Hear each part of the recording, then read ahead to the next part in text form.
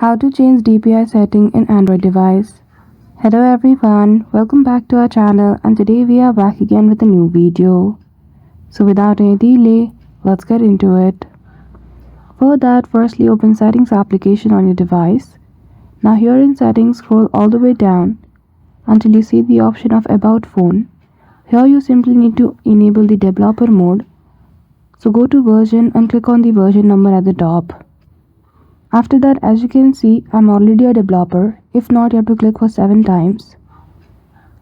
Now to go to additional settings on your setting application, simply go to system and update. There you will see the option of developer option.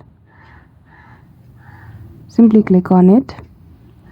Now here in developer option, you simply need to scroll all the way down. There are a lot of settings in a developer option of a mobile device.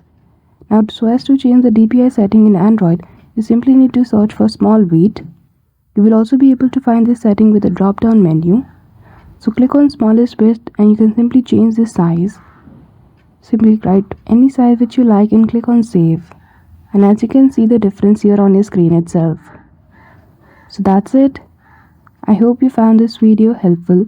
If you did, don't forget to give it a thumbs up and subscribe to our channel for such tutorial.